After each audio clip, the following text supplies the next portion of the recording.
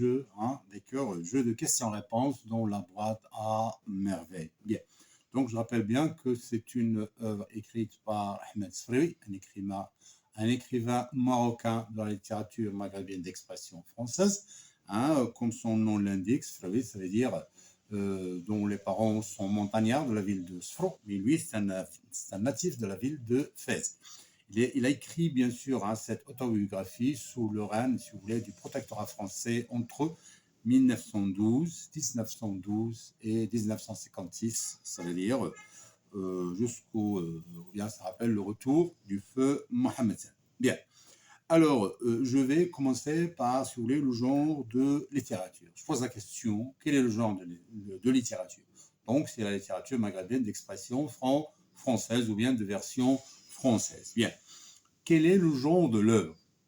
Donc, c'est un roman autobiographique. D'accord? C'est une encyclopédie autobiographique, vu bien sûr le nombre de thématiques traitées, bien sûr, dans cette autobiographie où l'on trouve bien sûr le jeu autobiographique de Sidi Mohamed et parfois le jeu Sidi Mohamed narrateur, si vous voulez, enfant, et le jeu narrateur, si vous voulez, Ahmed Sfraoui, adulte. Bien. Quel est le nom du roman? Le nom du roman, c'est La boîte à merveille. D'accord?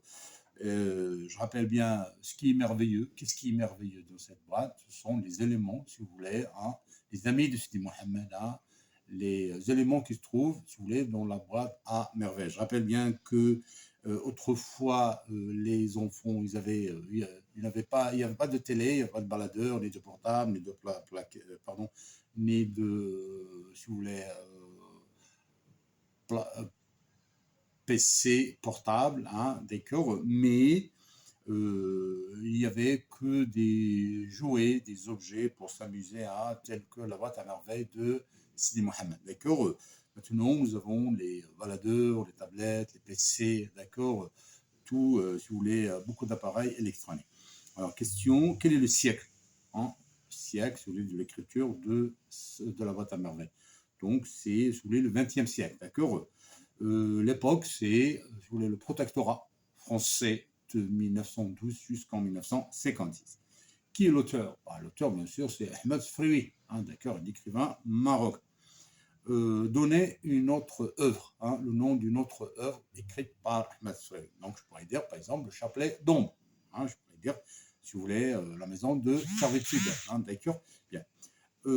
Question, quelle est la date de parution de la boîte à merveille? Donc, c'est 1954. Bien.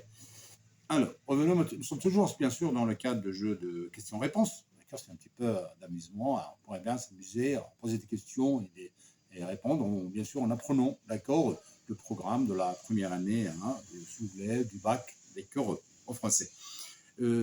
Quels sont les personnages? Donc, je vais revenir, si vous voulez, au schéma de la maison de la voyante. D'accord. Donc, nous avons au rez-de-chaussée la Clésa.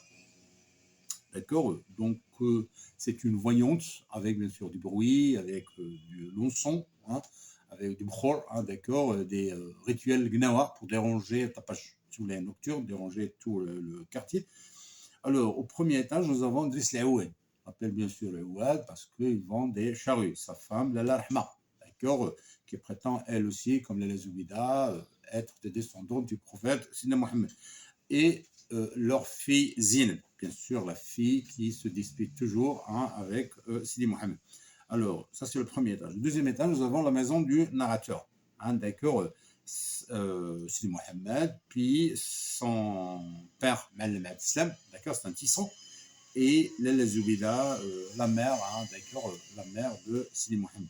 Toujours dans le deuxième étage, d'accord, rappelons que Lala Zoubida fait, si vous voulez, la cuisine dans le palier, l'escalier. Ça veut dire ce sont des familles misérables, pauvres, et généralement ce sont des locataires et non pas des propriétaires. Toujours dans le deuxième étage, pour les personnages, nous avons la Fatima Bzioua. D'accord, c'est la femme de Hellel, le jardinier. D'accord. Bien. Alors, on est toujours dans le projet, je sais pas moi, on est toujours dans le système question-réponse. Donc, je propose une figure de style et on va, si vous voulez, essayer de relever les composantes de cette figure de style. L'écrit éclate comme un orage. Donc, ici, c'est une phrase relevée, si vous voulez, si vous voulez, le chapitre 8, ça veut dire chapitre, bien sûr, de démarrage de la, si vous voulez, résolution, d'accord, ou bien l'élément de perturbation, parce que le père, bien sûr, va se battre, hein, va se disputer avec le Dellel, hein, pour perdre son capital et aller moissonner à la campagne. Donc je répète la phrase, des cris éclatent comme un orage. Donc le comparé, ce sont des cris. Le comparatif, c'est, si vous voulez, c'est comme, hein, comparatif, c'est comme. Le comparant, c'est l'orage. Et l'idée de comparaison, bien sûr, c'est le bruit, c'est l'explosion, c'est le tapage, hein, d'accord. Bien. Donc, identifier la figure de style suivant. Des ondulations parcourent cette mer humaine. Ça veut dire, ça représente un peu au souk, hein, les vagues de personnes, de badauds, d'accord, de curieux qui sont autour de Malem Abslam et le Dalal qui sont en train de se disputer. Je répète la phrase. Des ondulations parcourent cette mer humaine. Donc, mer humaine ici, hein, son odeur, si vous voulez, une personnification. Bien. Alors, relever 3 thèmes, hein, ou bien des thèmes, si vous voulez, qui sont pertinents dans la boîte à merveilles. Donc, nous avons la superstition, d'accord. Ça veut dire que Lalla Aïcha, Lalla Zubida, Sidi Mohamed vont visiter les marabouts, Sidi El-Arafi, le voyant, d'accord. Donc, c'était, si vous voulez, un niveau, si vous voulez, très bas, un niveau un petit peu archaïque. Ça veut dire, ne crois pas en médecin, même s'il n'y avait pas, si vous voulez, beaucoup de médecine. Hein, donc, il croit à la superstition pour, si vous voulez, demander la guérison et la richesse. Donc, un autre sujet, c'est la violence, hein, le travail, d'accord, les métiers en France, le jeu, d'accord, si vous voulez, des superstitions, je rappelle à la Choura, hein, d'accord. Bien. Alors, je vais passer maintenant à d'autres questions. Comment la Aïcha, si vous voulez, sauvera-t-elle son mari Moulay Al-Arabi? Bien sûr, en vendant son mobilier et ses bijoux. Pourquoi? Parce que lui, il a, si vous voulez, prêté de l'argent, 80 rials, à son partenaire Moulay Al-Qadr, et celui-ci a nié, si vous voulez, même devant le Pacha, d'accord, très sévère, qu'il a payé, qu'il a avancé même une partie du capital. Alors, est-ce que Moulay Al-Arabi Alaoui a été, si vous voulez, reconnaissant? Hein? Non, c'était un ingrat. Pourquoi? Parce qu'il va divorcer avec sa femme pour épouser, si vous voulez, la fille du coiffeur. D'accord. Je suis toujours avec question-réponse. Où peut-on remarquer, si vous voulez, la violence féminine? Bien sûr, dans les bains morts, hein, surtout la Zubida, la Rahma, qui se disputent, d'accord, dans le bain mort, et aussi avec, bien sûr, le Fki, avec son bâton de Kognassi, d'accord, une éducation qui s'avère un peu archaïque, hein, d'accord, rudimentaire, avec l'absence de formation psychopédagogique. Il y avait bien sûr qu'une formation théologique, religieuse, d'accord, qui traite un petit peu de violence. Bon. Qui est le partenaire de Moulay Arabi le Babouchi? Bien sûr, c'est son associé, Moulay Abdel Qadir. D'accord. Alors, comment s'appelle, si vous voulez, le voyant fréquenté par les Zubida et les Laïch? Il s'appelle Sidi Al-Arafi. Mais c'est un, si vous voulez, un voyant non-voyant, ça veut dire il est aveugle. Qui lui donne un coup de main? C'est sa femme. Hein. Si vous voulez,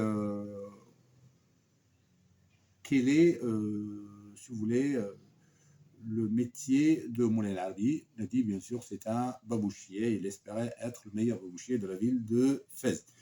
Question, Zineb est l'ami de Sidi Mohamed. Parfois, mais la plupart du temps, ce sont des ennemis, ils se disputent. Hein, d'accord, ils jouent, mais toujours, si vous voulez, la partie se termine par une dispute. Hein. La dispute la plus, si vous voulez, violente a été celle du matou, hein, du chat et de la chaînette. Hein. Sidi Mohamed jouait avec ses amis, ça veut dire avec ses éléments merveilleux de la boîte à merveilles. Et il, si vous voulez, accroche une chaînette dans le col, dans le cou, si vous voulez, du matou, du chat de Zineb, qui se sauve. Zineb prend la chaîne, et puis ce sont les deux familles, si vous voulez, les Oubida, l'Ahma, qui vont se disputer au sujet, bien sûr, d'une chaîne emportée par le chat.